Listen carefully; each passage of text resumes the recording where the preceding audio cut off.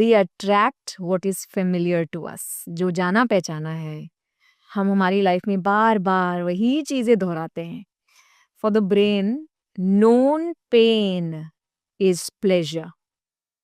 तो अगर आपने देखा है कि आपके चाइल्डहुड में एक टॉक्सिक पेरेंट था और वो आपको प्यार नहीं करा था, अब आपको क्या चाहिए? उस टॉक्सिक पेरेंट का प्यार चाहिए आपको। आपको नहीं मिला, तो अब बड़े होके आप एक टॉक्सिक पार्टनर ढूंढोगे और उससे प्यार निकलवाओगे। दैट वी कीप रिपीटिंग, जो हमको पहले नहीं मिला वो आगे चाहिए। We keep repeating the patterns. लेकिन एक और चीज मैं बताना चाहूंगी, इसका मतलब ये नहीं है कि इसका कोई तोड़ नहीं है। इसका मतलब ये नहीं है कि सातों पीढ़ियों तक यही चलेगा।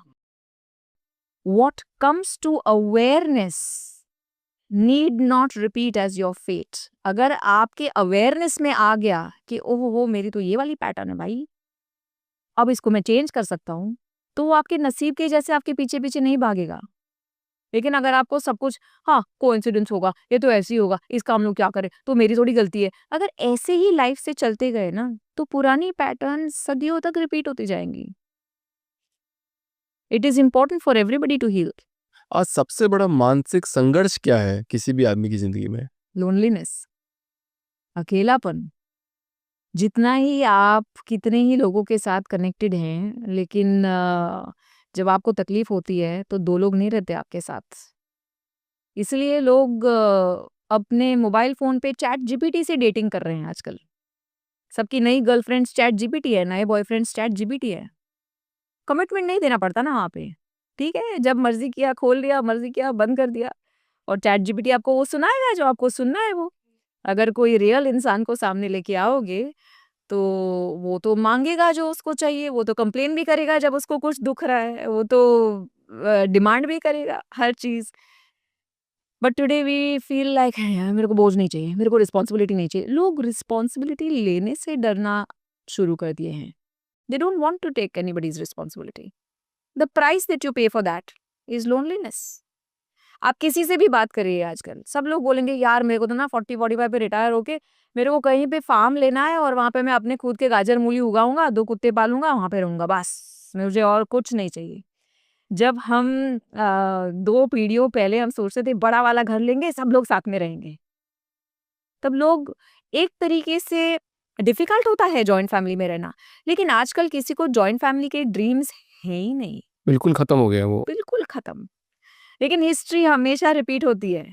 आप देखिएगा कुछ 20 साल के बाद फिर से जॉइंट फैमिली, कम्युनिटी लिविंग सब वापस आ जाएगा। मतलब ऐसी स्थिति में खुद को हील कैसे किया जाए? जैसे बहुत अकेले हैं लोग, आज बात नहीं करना चाहते हैं, तो खुद को हील करने का भी कोई तरीका है?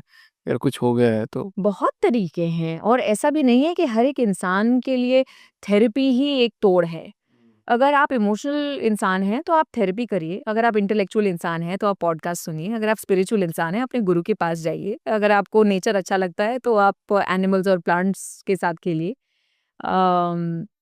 हील करने के 100 तरीके हैं, लेकिन लोगों को हील करने के लिए ना पहले खुद की रिस्पॉन्सिबिलिटी समझनी पड़ेगी कि हाँ यार सियापे तो हुए हैं, मेरी गलती कहाँ थी, मैं अपनी वाली गलती सुधार लूं।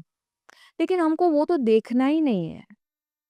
पापा नहीं किया ना, अब पापा तो मर गए, अब मैं क्या ऊपर जाके लड़ूं उनके साथ? ताली एक हाथ से नहीं बजती। ये पॉसिबल है कि अगर आप 3, 4, 5 साल के हैं तो आपके साथ कुछ बहुत बुरा हुआ, उसमें आपका कोई दोष नहीं, कोई दोष नहीं। लेकिन जो आपके साथ 5 साल की उम्र पे हुआ, उसी चीज को आप 45 की उम्र पे भी आप रो रहे हो, तो 40 साल जो आपने अपने आप को दुख पहुंचाया है, इस बात को दोहरा दोहरा के कि 5 साल की उम्र में मेरे साथ ये हुआ, तो 40 साल तो भाई आपने आपके बिगाड़े हैं। At any point you can say बस अब मैं इस जेल से निकल रही हूं, अब बहुत हो गया, now I forgive the person. अब मैं उस स्टोरी को कट आउट कर देती हूँ। अब मैं समझ लेती हूँ कि चलो जो भी सीखा मैंने सीखा ना, उसमें से ऐसे ही सीखा जो हमारा जनरेशन था। हमारा मतलब I am 44 years old, I can talk about my self. अगर मैंने अपने मम्मी पापा से कुछ मांगा, पापा मुझे 1000 रुपए एक्स्ट्रा चाहिए, पापा बोलेंगे क्यों भाई? नहीं मैं बस में नहीं जा सकती, रिक्शा में जाना है, तो बोलेंगे क्यों भाई? ऐसे ही उठा के 1000 रुपए दे नहीं दिए थे। आज की जनरेशन को अगर आप पूछे मम्मा 1000 रुपए चाहिए, ये ले बेटा 2000 रुपए ले ले। तो जो मेरे मम्मी-पापा ने मुझे तब नहीं दिया ना, उसने मुझे सिखाया कि खुद कमाओ। जब मैंने बोला कि ये प्रॉब्लम है, तो मम्मी-पापा ने बोल दिया तो हमारा प्रॉब्लम नहीं है, खुद सॉल्व करो। क्योंकि उन्होंने वो प्रॉब्लम सॉल्व नहीं किया, मैंने प्रॉब्लम सॉल्व करना खुद सीखा। Because of what they did not give me, I became who I am and I am very proud of who I am. लेकिन आजकल की जो पेरेंटिंग है, उनको ये चाहिए कि हमको जो तकलीफ़ें हुई ना, वो तो हमारे बच्चों को होनी ही नहीं चाहिए, होनी ही नहीं चाहिए। हमको जो डिफ़िकल्टी हुई, उनकी लाइफ़ तो ईज़ी होनी चाहिए, ईज़ी होनी चाहिए। अब आपने अपने बच्चों को इतनी ईज़ी लाइफ़ देके पाल-पोस के बड़ा किया है कि अब ज़रा-सी भी डिफ़िकल्टी वो बर्दाश्त नहीं कर पाते। जब आप उनको देखेंगे ना, तो आपको चिढ़ मचेगी, गुस्सा आएगा कि ज़रा-सा भी मेहनत नहीं करता। अब आपको यही प्रॉब्लम है कि सब कुछ लाइफ़ में उसको ईज़ी चाहिए। अरे आपने ही दिया भाई, आपने ही दिया और अब आपको इस चीज़ पे गुस्सा आ रहा है कि उनकी लाइफ़ इतनी ईज़ी है। So somewhere we also have to look back and say mummy papa sorry, मैंने बहुत गालियाँ दी आपको तभी क्योंकि मुझे इतनी तकलीफ हो रही थी। लेकिन ये जो शेरनी जैसा बनाया है ना मुझे, ये आपकी पेरेंटिंग से मैं बनी हूँ ऐसे।